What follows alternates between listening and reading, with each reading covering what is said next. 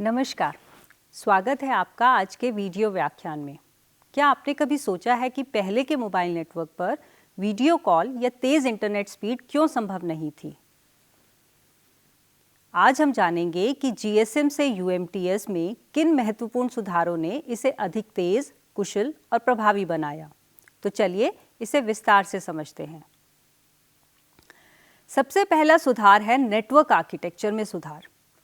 GSM architecture में base transceiver station यानी BTS, base station controller मतलब बीएससी और मोबाइल स्विचिंग सेंटर मतलब एमएससी शामिल थे, जबकि यूएमटीएस आर्किटेक्चर में नए तत्व जैसे रेडियो नेटवर्क कंट्रोलर आरएनसी और नोड भी शामिल किए गए।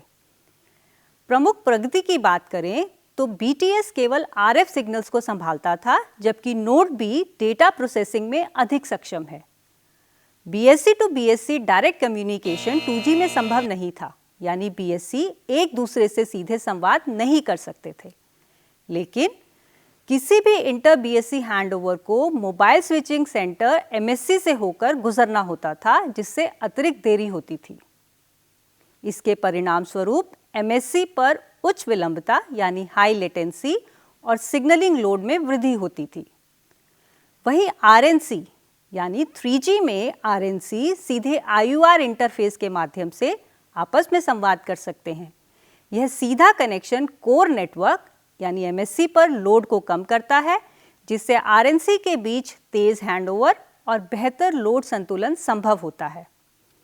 नेटवर्क में कम विलंबता यानी लो लेटेंसी के साथ अधिक कुशलता से संचालित होता है। अगला सुधार था स्पेक्ट्रम दक्षता। स्पेक्ट्रम दक्षता मतलब किसी संचार प्रणाली द्वारा उपलब्ध फ्रीक्वेंसी स्पेक्ट्रम का कितना प्रभावी उपयोग किया जा रहा है। अधिक दक्ष प्रणाली का मतलब है कि एक ही स्पेक्ट्रम में अधिक यूजर्स जोड़ सकते हैं। जीएसएम में टीडीएमए तकनीक का उपयोग किया गया।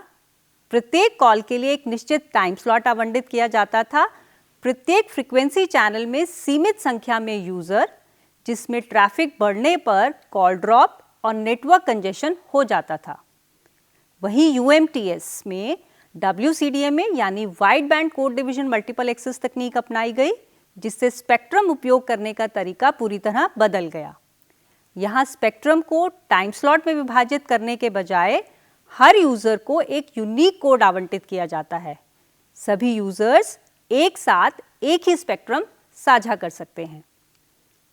प्रमुख प्रगति की बात करें तो प्रत्येक सेल में अधिक यूजर्स जुड़ सकते हैं, जिससे नेटवर्क कंजेशन और कॉल ड्रॉप कम हो जाता है। अगला सुधार था डेटा ट्रांसमिशन और स्पीड।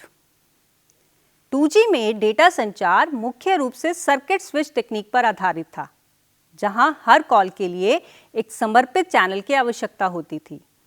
3G में पैकेट स्विच तकनीक को प्राथमिकता दी गई, जिससे डेटा ट्रांसमिशन अधिक कुशल हो गया। और मुख्य सुधार की बात करें तो 2G में GPRS और एज ने स्पीड को बढ़ाया और अधिकतम स्पीड 384 kbps मिली, जो एज में मिली। वहीं 3G में UMTS और हाई स्पीड पैकेट एक्सेस ने भी स्पीड को बढ़ाया और अधिकतम download speed 24 Mbps HSPA plus में मिली। और डेटा स्पीड में सुधार के कुछ कारण थे, जो इस प्रकार हैं। पैकेट स्विच नेटवर्क यानी डेटा को छोटे पैकेट्स में बांटा जाता है, जिससे कुशल ट्रांसमिशन संभव होता है। दूसरा था वाइड बैंड स्पेक्ट्रम यानी 5 मेगाहर्ट्ज चैनल बैंडविड्थ के कारण उच्च डेटा दर प्राप्त होती है। तीसरा था HSDPA और HSUPA यानी high speed downlink packet access और high speed uplink packet access जैसी तकनीकों ने स्पीड को और बढ़ाया। और आखिरी में था बेहतर मॉड्यूलेशन तकनीक। QPSK, 16QAM और 64QAM ने अधिक डेटा दर प्राप्त करने में सहायता की। अगला सुधार था लेटेंसी। लेटेंसी यानी नेटवर्क में डेटा भेजने और प्राप्त करने के बीच का विलंब। 2G में यह विलंब अधिक था, क्योंकि सर्किट स्विच नेटवर्क में डेटा ट्रांसमिशन धीमा था।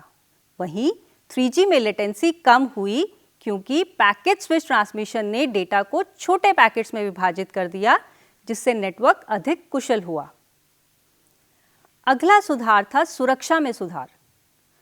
जीएसएम के लिए A-Fiber-1 एन्क्रिप्शन का उपयोग किया गया। साथ ही नेटवर्क और यूजर के बीच कोई पारस्परिक प्रमाणीकरण नहीं था, यानी सिर्फ नेटवर्क ही यूजर को ऑथेंटिकेट करता था, जिससे फॉल्स नेटवर्क बनाना आसान था।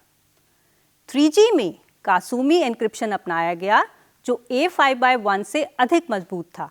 इसमें पारस्परिक प्रमाणीकरण की शुरुआत की गई, यानी यूजर और नेटवर्क दोनों एक दूसरे को प्रमाणित करते हैं, और साथ ही बेहतर अखंडता सुरक्षा ने डेटा से छेड़छाड़ की संभावना को कम किया। तो आज हमने देखा कि जीएसएम यानी 2G से UMTS मतलब 3G में किन महत्वपूर्ण सुधारों ने इसे अधिक तेज, सुरक्षित और कुशल बनाया। मिलते हैं अगले वीडियो में। धन्यवाद।